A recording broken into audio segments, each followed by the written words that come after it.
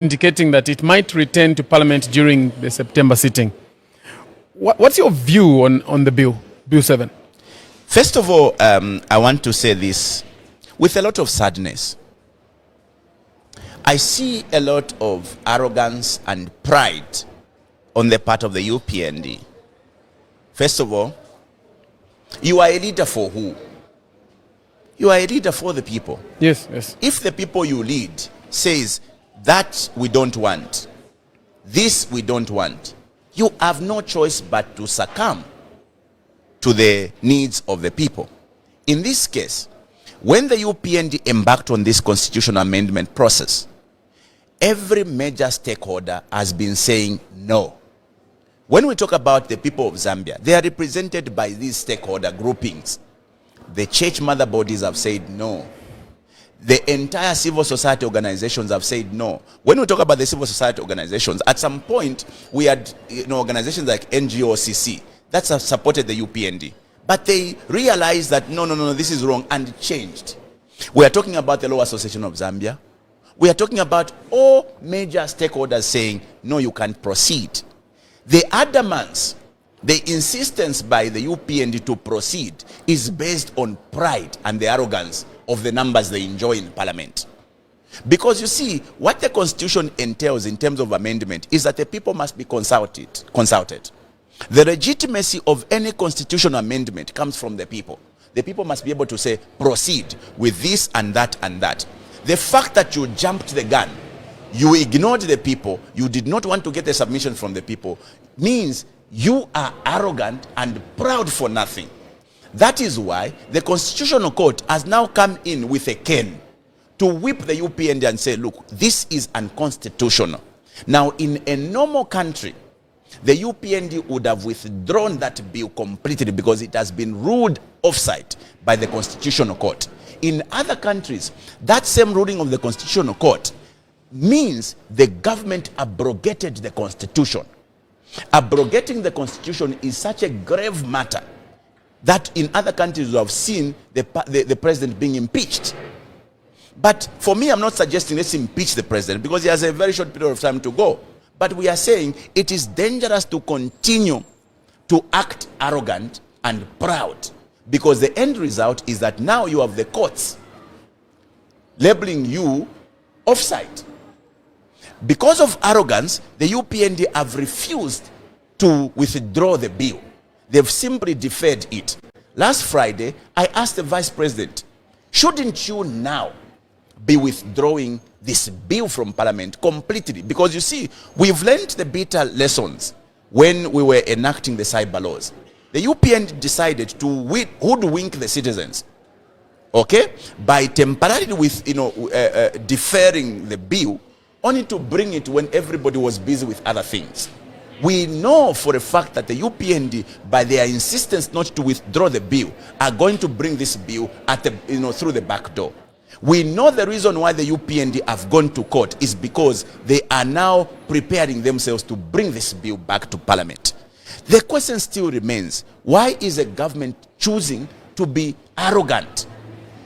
Because the Constitution, Shosta, is such a sacred document, you cannot attempt or open it up without getting the blessings from the people. From the people. How should we proceed with how should the government proceed with this bill? If the UPND are so insistent on changing part of the Constitution, they must go back to the original process. Constitute a technical team by the powers vested in the president through the Inquiries Act.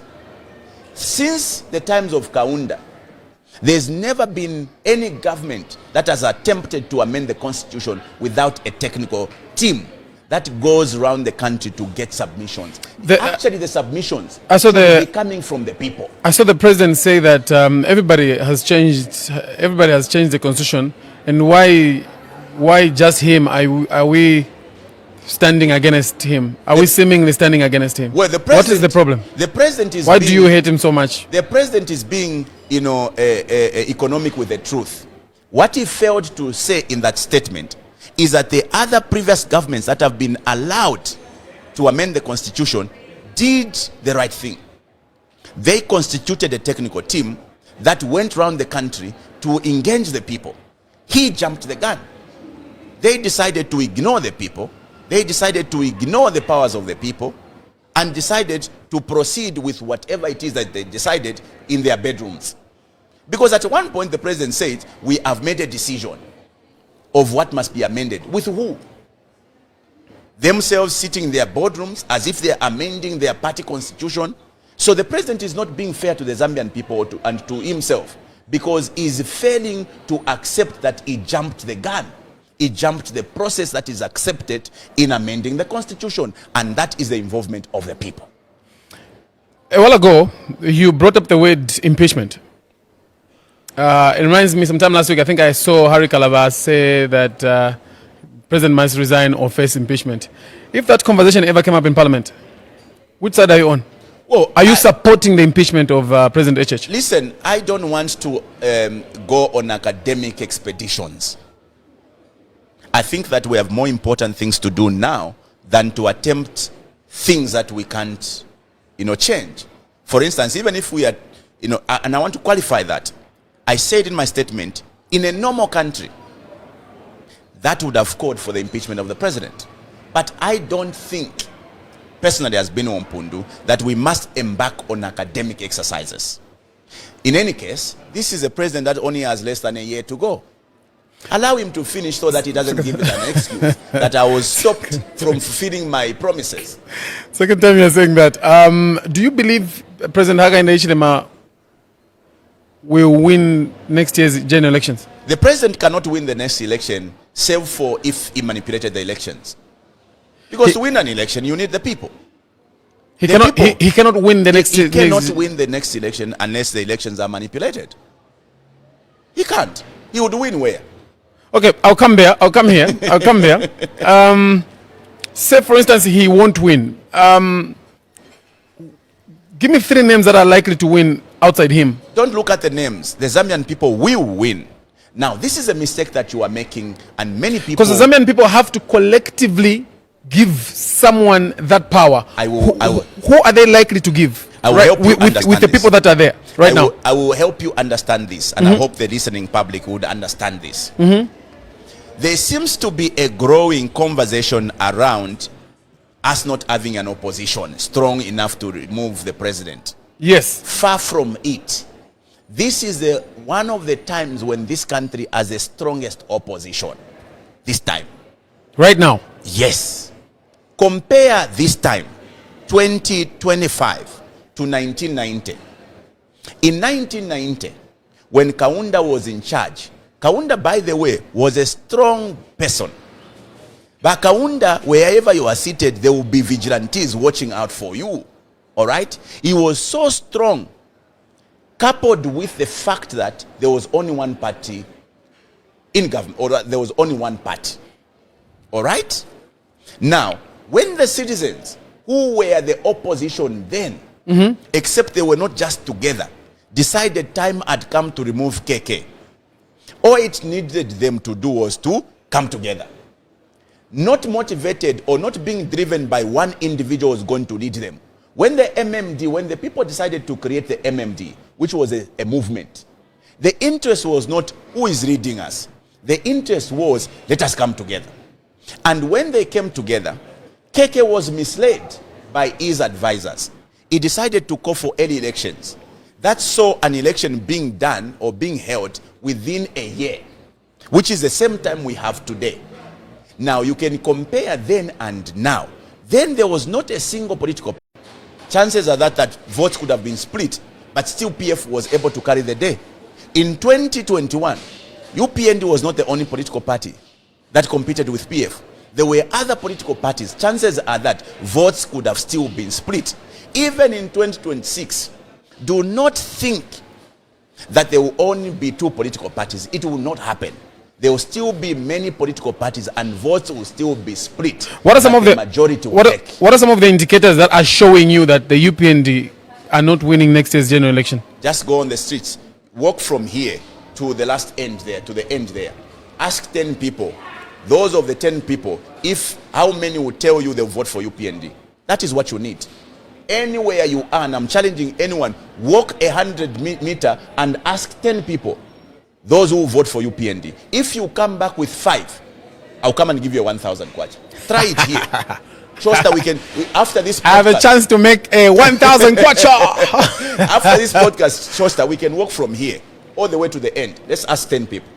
You will never get 8. Chances are that you only get 1 who vote for the UPND. That is the strongest opposition indication. I hear you.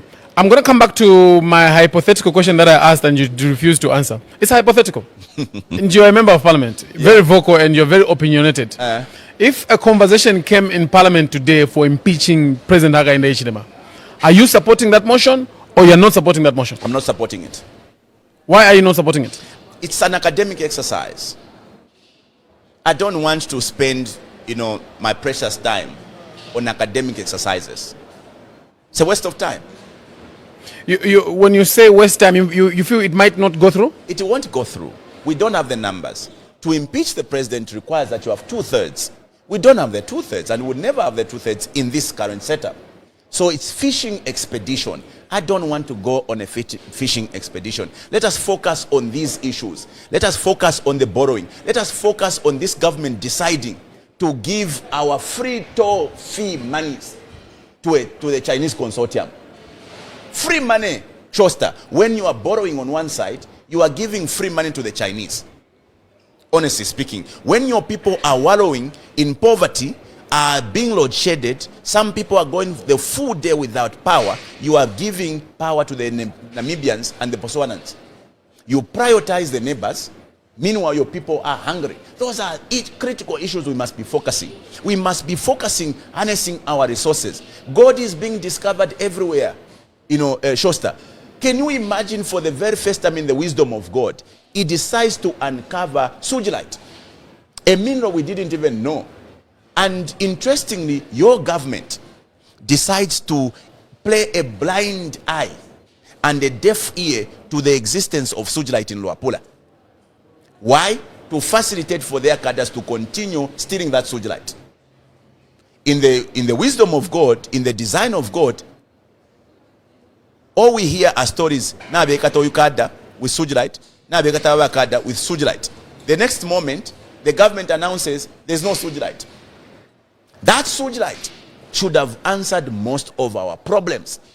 That sugilite would have enabled us not to go and borrow, and should have been able to enable us pay our debts. This is a country, interestingly, Shosta, where technocrats are paraded at the international airport to receive a president because he has structured $6 billion. That $6 billion, we can make it in Mpundu.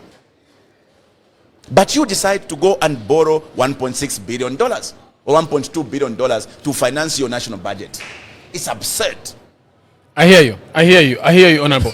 Honorable, I had a conversation with Laura Miti a while ago, and she was talking about members of parliament. And one of the points she raised was that as a member of parliament, in your capacity, you are not able to bring development to your constituency. You did this? Yes, you can't. So I wanted to find out, was she right? Yes. So then, time and again, I have seen members of parliament say, I will do this if you vote for me. I will do this if you vote for me. What is the connection if she was right? So first of all, are you people lie? Do you lie to us just to get our vote? So there is an understanding to those statements we make when we are campaigning. When I say, I am going to do this road, as an example, Chiburuma Road that I've done in Nkana, and the 14 kilometers of roads that I'm now doing in Nkana. All right? Oh, by the way, Nkana is the most constituents, or is a constituency with the most developments. I am coming to the things you have done for Nkana as the next question. Right now, please. So the promises are based on the fact that part of our role as members of parliament is to go and represent our people, represent their needs, to go and lobby. But you must understand the primary role of a member of parliament is to be sitting in parliament. That is why we are here in Lusaka from Monday to Friday, not in the constituents, because our primary function or role is to legislate. Ukupanga mafunde. Secondly, is to hold this government accountable. We provide oversight over the executive. Thirdly, is to represent our people. And fourthly, is to appropriate the budget. 4 functions. Ukupanga mafunde legislating. Number 2, holding this government accountable for their decisions and indecisions, for their failures and successes. Thirdly, is to represent our people. And fourthly, to appropriate the budget. So when we are campaigning, we campaign making promises on the basis that when I become elected, I am going to be lobbying for development. All right? So as the case would be in point, when the people wanted the road in Nkana Chiburuma Road, I promised them I'm going to bring you a road because I knew part of my responsibility would be to go and lobby. And you saw me in the first months of my being in Parliament. Every single day I kept on singing Chiburuma Road, Chiburuma Road. And government brought Chiburuma Road because of my constant pressures. What are some of the, give me 3 things that development that you've brought in Nkana or that you're doing right now? So, compared to many other constituencies, Nkana boasts of the most projects in terms of road infrastructure. Right now, we have done 7.8 kilometers of a road called Chiburuma Road. The first ever concrete road in Zambia is in Chiburuma Road. If you drive through Kitwe, this used to be a very thorny issue, the dilapidated Chiburuma Road. Today, I have given it to the people of Nkana. Today, as we speak, the contractor is on site doing a number of third roads, starting from Parklands. They are moving to Independence Road, all the way from Copper Hill into town. They will move into KMB going to Takis. They will do, those who are familiar with Kitwe, from the traffic lights at Buchi going to Kwacha. They are going to do a good number of roads. Now, Kitwe was blessed with 16 kilometers of road, third roads. Out of that, Nkana has gotten over 14 kilometers. Other 2 items? The other item is that there was a big problem in a place called Buchi of sanitation. For many years, the people of Buchi used to step in fecal matters. I have given them a $7 million project to deal with the sanitation problem in Buchi. And the contractor has been on site for over a year now. There is a place called Kitwe West, whose need was simply a secondary school. And I've given them a fully fledged secondary school with teachers' houses. Wonderful. By the way, this weekend, tomorrow, by God's grace, yes, we are now launching a project of water in Mindolo, which is one of the biggest problems that the people of Kitwe, or rather Nkana, have been complaining, particularly in Mindolo. Because we had water pipes run by China Hainan, but the houses were not connected to this water pipeline. So we have secured 5 million kwacha, and we are now going to start. By tomorrow, we are handing over the site to a contractor who will now start connecting the people of Mindolo. So all the insults in Mindolo will come to an end tomorrow. Let's see if we can connect the public and hear what they have to say. Hi there, good afternoon. Good afternoon, sir. Thank you. Your name and where are you calling us from? Mlenga. I'm calling you from Kasama. Mr. Mlenga from Kasama, you may go on and talk to Honorable Binwell Mpundu. Yes, Honorable, how are you? Bwino ba Mlenga mshanu Kasama kulishani. Bwino. I'm following, and what you are explaining, it's making a lot of sense. Thank you, sir. But Honorable, language in Parliament, I think you can do better. Tunashekwa Okay.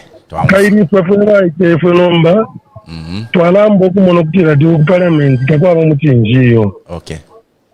So all those explanations you are making, they're making sense, but I think tone down. I think that's my advice. Thank you.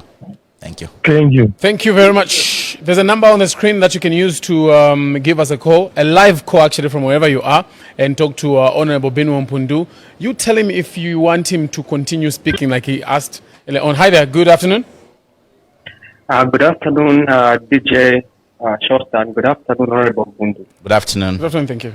You may go on, sir. You have 2 minutes. Yeah. Oh, brother, your name and where are you calling us from? You're talking to Trevor Mlenga, and I'm calling just within Osaka. Okay, you may go on, please. So I have a small contribution to make. First, I will start by appreciating the Honorable's initiative, of which have Thank you. which for youth leadership. And I would say you just said if the president was to win 2026 election, then he would have manipulated. Can you qualify that? Because really, the other implication you're telling us to say President Hichilema is a dictator who doesn't respect the will of the people, and he could do anything to remain in power, manipulate the system. That's the position. I thank you. Before I go, I'll just say I think it was right that you are suspended. Maybe you can take time to introspect within this period. Just of introspection, it's very important that the way you handle yourself there, where you are, you show inspiration, because really, as citizens who follow you, who look up to you, and then we're seeing the behavior in smooth way, you are lawmakers for that sake. You are going to protect and defend the Constitution, but how are you going to do that when the behavior is unbecoming? And they say too much of everything, not good. I thank you, Honorable Binwell, Mpundu. Blessed day. Thank you. Honorable, maybe you may just respond quickly before we get to concluding the program. I think that the two callers have made very valid contributions.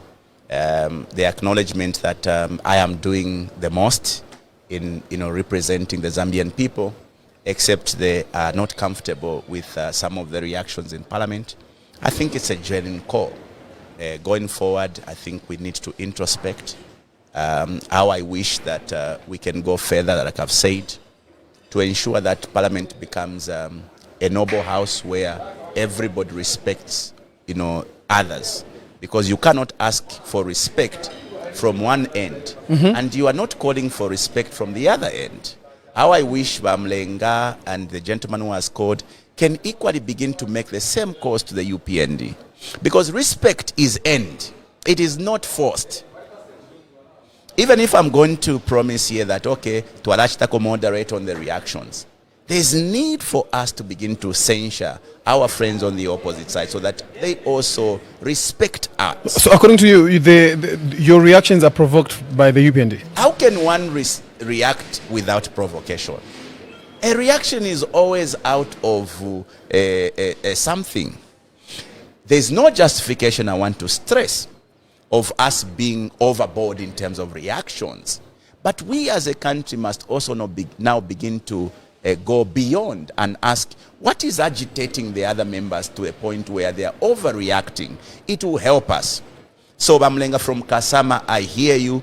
We will begin to check our reaction. I cannot promise that I will not be reacting. I will definitely react based on the provocation, but we'll bear in mind, how we react. Secondly, the gentleman says, how can you say by UPND Tabaka win? In this country, how can somebody, because he's saying, by me suggesting that the UPND can't win, I am questioning the decisions of the people. The decision is not there. We are entitled in this country to freedom of speech to make assumptions, and we can also analyze things. What I'm merely speaking here is not the actual position. It is my own, supposition. I'm basically saying, looking at the way things are, the economy being in shambles, people failing to survive because of the hardships, induced by the dying economy, the escalating prices of commodities. I don't think that the people of Zambia can vote for the UPND. I'm entitled to an opinion. By the way, an opinion is not a statement of fact. It is disputable. You cannot, antagonize somebody based on their opinion. That is why opinions are provided for in the law. Citizens have the rights to opinions. What I'm saying here is an opinion. That is why even Shosta will say, things said here are not ours. It is Binwell. Yes, okay? yes. These are my opinions. When I say UPND can't win, I mean they can't win based on what I'm able to induce. from what is in the public discourse. Thank you, Honorable. Honorable, as we come towards the close of the program, I wanted to find out, are there any two things that you may appreciate from the UPND government that they have done in pursuit of developing the lives of the Zambian people? Very difficult a question. Also, very difficult to pin out too. Also, your opposition, but I would like you to be as objective as possible. Yeah. And I'm not saying you should say things I want to hear, but it is very difficult really to pin out two things that I would say have been, something you can, praise the UPND for. Of course, if I reduce this conversation to my constituents, yes, I would say thank you, President, HH, for Chiburuma Road. Thank you for the TAD roads. Thank you for the water project and the little development that we have in Nkana. I'll be very unfair if I did not recognize them for their efforts, because remember, I am an independent MP, arguably, an enemy of the UPND, okay? Even though I don't believe that we must be enemies, okay? And I'm an ardent critic that we cannot dispute of the UPND. And so for my constituents to receive these developments means that the UPND have responded to some of our, and must be, commended. I think overall... And the CDF as well you received? Overall, what can be given as a pat on the back of the UPND would be the CDF. Taking all things being equal, the CDF is a very good program that would supplement the central government's developmental agenda. The challenge, however, has been the CDF does not, take into account the different complexities in terms of constituencies. There are some constituencies that cannot develop with the CDF. As an example, Nkana. A CDF in Nkana is more like an insult because of our needs. Our needs are bigger. Here I'm talking about a project that is costing us $7 million. $7 million is almost 170 million kwacha. 170 million kwacha in terms of the CDF would be 10 years of the CDF attending to one problem in one ward. Okay, which is why we should be looking at different scales of needs. Nkana may need more. That is why we need the central government and not rely entirely on the CDF. But that is not to say the CDF is nothing. It is obviously answering to some of the deficiencies in terms of development in other constituencies, particularly rural constituencies. Because in rural constituencies, when you do a 1x3, people there will be jubilating. If you do a 1x3 in Nkana, it's just a drop in the ocean, or amounts to nothing compared to their needs. They need water in Nkana, which is expensive and an undertaking. They need TAD roads, which is an expensive undertaking, because, by the way, you need 10 billion for a 1 kilometer of TAD roads. Now, these are things that would be far-fetched in terms of applying the CDF, which is why our prayer has been CDF should always be supplementary to the overall central government developmental agenda. So that's one thing I think we need to commend them for increasing the CDF. The free education policy is also a very good, program. Even though you must understand in context if it could have been done better, because the actual meaning of free education is that parents should not be spending anything. If you look at how much parents are spending today in terms of transporting their children from home to schools, in terms of books, how much books now are fetching because of the escalating prices of commodities, in terms of how much parents are paying for uniforms, books and bags, the costs today is far on the part of the parents compared to yesteryears when they could even pay 200 kwacha per term. So when you look at that, you realize that this good program called free education could have actually been done better if we had gone, far and beyond. Because the actual meaning of free education, ask our parents, meant that children just goes to school and everything is provided.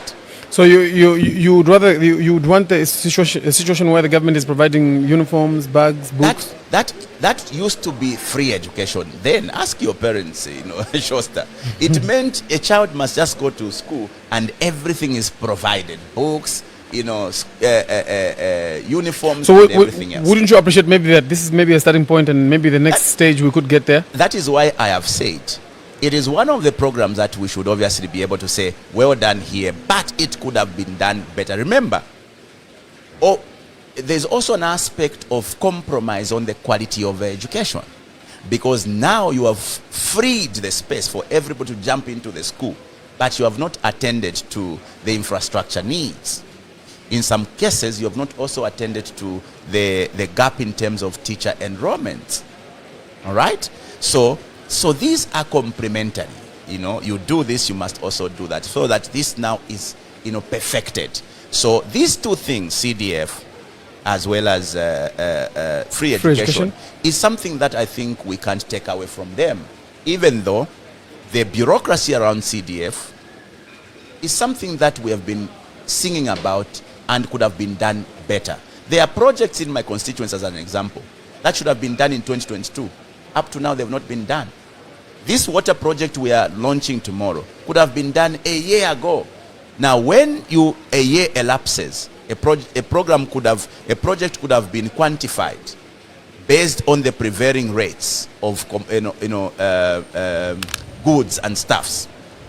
1 year down the line, the prices of materials will be beyond the roof. As an example, one day we wanted to buy a compactor. 1 year, 2023, we wanted to buy a compactor. But because of bureaucracy, 1 year down the line, we still were buying that, a compactor, but had to add 250,000 kwacha from the initial budget because of the time and what. So bureaucracy is one thing that they must do. In short, these are good programs, but they can be made better or perfected. Honorable, as we come to the close of the program, is there anything you'd like to tell to the Zambian people that support you, that are watching this program? First of all, Shosta, I want to thank you sincerely for this opportunity, because it helps us to clarify a few misunderstandings. It also helps me to listen to the voices that otherwise I would have not heard. And I take away one thing: the lamentations by my followers, those who have been appreciating what I'm doing. They are suggesting that we need to moderate our reactions in Parliament. I think that it is a valid concern. I take that away, and going forward is something that we have to continue working. I cannot promise the people that we'll completely stop reacting. That has been very clear.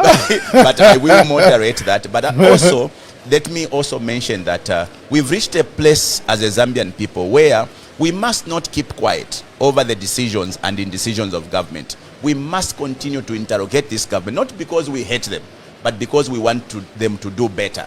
Now, in a space where voices have dimmed or have been silenced, you need every little voice that is speaking. You need to support it, because when that voice is gone, trust me, you will long for that voice. And I'm not a sangoma. The moment some of us will stop talking, you will miss these voices, because in a hostile environment like this, you need the brave men to be able to stand up and say, hey, wait, this is not right. Okay? So time has come for us as citizens to begin to pay attention. Let us not continue focusing on trivialities, the light moments in Parliament. Let us focus on the issues being discussed that is leading to the breaks, the light moments, the reactions. In this case, your government continues to borrow. Focus on the borrowing. In this case, your government is gifting the Chinese the monies from toll gates. Interrogate your government. Why are you giving free monies on the toll gates? Meanwhile, on the other hand, you are going to borrow. In this case, why is your government continuing to give your neighbors electricity when you, the citizens, your companies are dying because of lack of electricity? Your small businesses, the barber shop, the saloons, the welding, businesses are all dying because of the lack of electricity. Why should you not interrogate your government as to why they are making those decisions? Today, this government is saying, let us import power. Meanwhile, in the importation of power, you ask people to adjust their belts by way of you increasing tariffs. Meanwhile, the information suggests that there's a middleman in the importation of power. So you are taxing the citizens so that you can finance the middleman. Today, your government, to finance a supplementary budget, has to introduce more taxes that are going to hurt you more. Today, because of borrowing, your government is pulling off all the resources available for the banks to be able to lend out to the private sector. What does that do? The private sector is completely going to die because they will not be able to access the resources at the banks, but also the little that is going to be available will be very expensive. These are things that we must be discussing and not zero in to the light moments or the trivialities of the conversation. Just now I've had a question. With what has happened to Munia, JJ, and is it Mfuwe? Does it ever send a message to you that maybe you should tone down and maybe something like that could happen to you? Well, I'll tell you that if you see the conversations of the comments of the UPND, all of the members are saying, let's take Binwell into jail. That's what they are saying. No, next New Year, let's have a by-election in Kana. Ordinarily, as a human being, you want to be scared. Yes, I am scared, Shosta. But I'm not scared to a point of giving up. We are some of the people who are prepared to die for our country. So if the UPND thinks that the way out is to silence every voices by taking them to prison, they are welcome. We will go to prison. After all, those prisons were made for human beings. We will come back. On our way to prison, we'll be talking, and on our way out, we'll still be talking. I think what this country needs is not a situation where those in power are looking at how do we silence or how do we destroy Binwell. They must be saying, how do we learn from him? Yesterday, I made a call when I featured on some TV program saying, I want to meet the president. I think time has come. And I want to make this earnest appeal to the handlers of the president. I think that there are a lot of issues that unfortunately I've been speaking to in the public. I want to have a very genuine sit down with the president. If it is okay, I would want to have a conversation with the president so that I can share some of the things I feel can be done better. Because the blame is, why are you speaking to the president in public? You must know, Shosta, it is not easy to reach out to the president, which is why publicly, and I'm going to write a letter after this, I am making a request that we have a sit down with the president, because there are a number of issues that maybe sitting down, we can agree reasonably. Because like the members will tell you, meaning that from a young man can come forth wisdom that can help change the course of this country. So I think that the UPND should not be looking at means and ways to kill every critic. My producer says there's a lot of calls. Can we pick three calls? 5? Fine. Let's go. Hi there. Good afternoon. Yeah. Hello. Good afternoon. Hi there. Good afternoon. Hello. Good afternoon. Hello, good afternoon. Good afternoon, thank you. Your name and where are you calling us from? I'm Harriet Matonga. Right now I'm calling you from Kalulush. Madam Harriet, please go ahead and talk to Honorable Binwell Mpundu. Honorable Binwell Mpundu, good afternoon. Good afternoon, Harriet. How are you? I'm very well, thanks. How are you? Very well, very well. Yes, so Mpundu, I'm one of your critics. Okay. Especially now that the way you are coming out in Parliament is not inspiring to some of us. Okay. Yes. You, in terms of confidence and all that, it's okay. And you know what? You are creating a very good opposition for the ruling party to be ruling properly. But your sarcasm, Honorable, tame down your sarcasm. Yadama weds mude bonfea palati yateke. Te ambi molo. Ukotori bakumusibira kuno. Wadi sibe kumudela ndapo. Na tuishota kwa bo teka molo. Malatukana waye. And therefore, so because say their language move on. So that's why I'm going to your language. Honorable, we respect you, and you are representing us, the youthful, aspiring leaders. But then, when you are coming out the way you are coming out, at first it was nice and it was comic. It was sounding okay. But I think you've gone over. It's excessive. It's not about the way you've written, because when you came out to explain as to why you were suspended, you just focused on the fact that someone is trying to curtail you in terms of asking questions. I don't think that's the point. The point is when you are asking those questions that you are asking, there's sarcasm attached to how you are responding to your fellow honorables. It's not inspiring, honorable. It's not inspiring at all. Inspire us in a way that even the way you came out when you were speaking outside there, it was different from the way you come out when you're in Parliament. We follow those proceedings. And most of us are not Dwanzi. We are actually following you. There's nothing that you can tell us. No. Yes, but come out in a way that is inspiring to us, the young leaders. Harriet, his concern is that what you see mostly is a reaction. What about the people that are provoking the situation? What do you have to say about that? And he says that the speaker lets them provoke freely.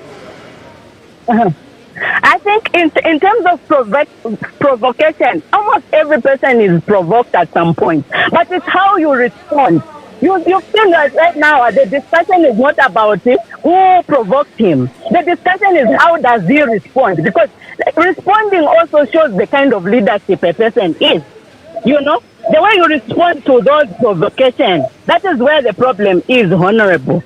At least find ways of responding in a better way, unlike where you are coming out sulky, sarcastic like that. Let us conclude, Harriet. No. Let us conclude. Yes. No, that was my only point. Otherwise, the rest of the things, you are an inspiring leader. All of us, we are looking up to you. We are also getting interested in leadership because of people like you. But when you come out in a sarcastic manner like that, you're not inspiring us.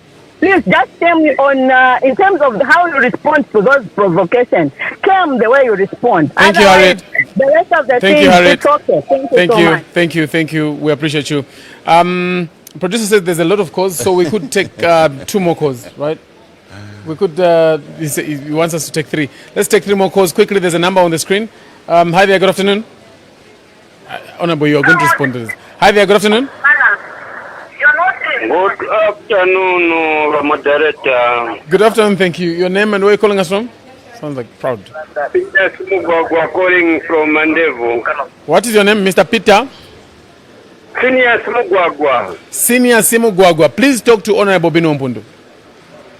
Honorable Mulibwanji. Bwira Mulibwanji ba Simugwagwa. Tiri bwino. Honorable Timakukonkani mu Parliamentary. Vambiri mumarwisha kuti vinkaremushe but kumarasti mumaviru vyanya mumavyamba bwino.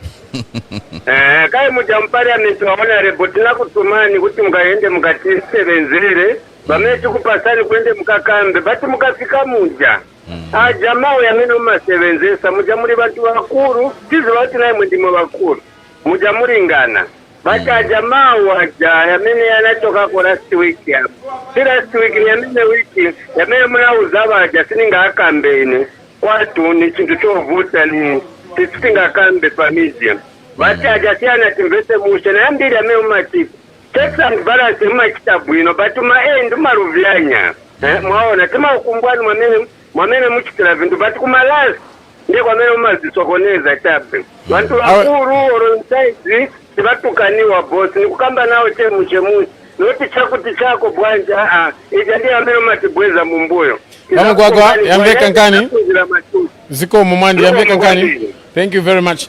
I think they're speaking the same thing. Let me see if we can get the last caller and see if it's going to be a different conversation. There's a line on the screen. You could be our last caller and see if you can forward your comments and contribution to Honorable Binwell Mpundu. Hi there. Good afternoon. Hello. Afternoon, sir. Good afternoon, thank you. Your name and where you calling us from? This is Salah Colini. I'm calling from Copperbelt. What's your name, sir? Salah. Salah, okay. Salah from the Copper Belt, please go ahead and talk to Honorable Binwell Mpundu. Okay, afternoon, Honorable. Good afternoon, Salah. How are you? I'm okay, Honorable. I believe you know me, huh? Yeah. Yeah. Yeah, I know. Don't worry. Salah, you have 2 minutes, please go ahead. Okay, the program is going smooth and it's nice. And Honorable, we congratulate you. Thank you. Because we understand your outcomes and whatever that you want to talk about, which are correct points and positive points. The problem that I think people mostly are getting is that they're only talking about the bad side of what they saw. But we are not talking about what we understand from what we are talking about in Parliament. So it has brought my attention. I would love the Honorable to teach me so that some other people may also know. I want to ask Honorable, I heard from your speaking that when we are doing a budget, the government insists on getting again money on borrowing basis, right? My question is, as a nation, are we not making money so that we can budget for our budget? Then later on, if we are out of stock, then we can get credit. I believe that's the way we do even at home. We work in and we get some money. We budget from what we are working from. Then if we are out of some stuff, then we get on credit, little credit. Now, as a nation, are we not making enough money to conquer or rather to maintain our budgets rather than borrowing always? That's what I want to learn from there, sir. Thank you. Honorable, Thank you very much. Thank you. Honorable, I'm going to ask you to respond to these questions and then we can wrap up. I've kept you for a long time. Okay, so the two callers, Harriet and Simugwagwa, same sentiments as the previous callers. Moderation in terms of our responses. I think that I've done the needfuls in responding to that issue. We will always watch out to the amount of reactions that we put out. Again, I want to stress that is not a guarantee that we will not react. We will still react, but we will moderate our reaction and hoping that our citizens can now begin to also interrogate the provocation. Because if you are going to be focusing strictly on those who are being bullied, you are leaving the monster, the bully. I think that people should also begin to sympathize with those who are being bullied. Interestingly, we are a people in Zambia who turns the victims into villains. When somebody is bullied, hello babu lady we. Remember, kuri bully, there's a criminal, there's an aggressor. Shouldn't we also be taking time to also begin to focus on the aggressors? That is how we can end, because you see, there's never a reaction without aggression. There will never be. So you can't just be mopping minus closing the tap. Exactly. Let's close this tap. We don't need to be mopping.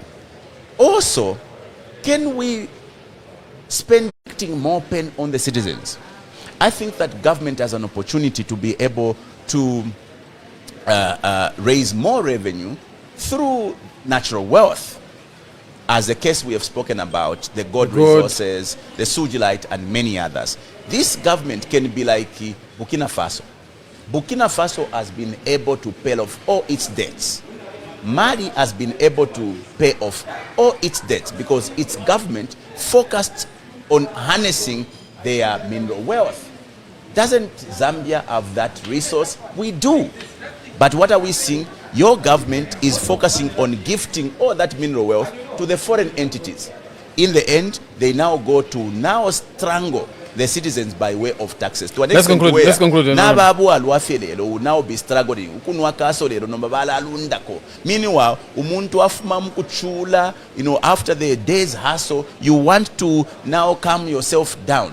You now have to worry about the price of your alcohol. So this government can, if it prioritized harnessing these available resources, can do better than continue to strangle the citizens by way of taxes and also continue to engage in more debts, thereby shifting the burden to future generation, which is why we, as a young people in the movement, are saying we need to depart from this way of handling our national affairs. You can't continue to borrow in the midst of plenty of opportunities by way of mineral wealth.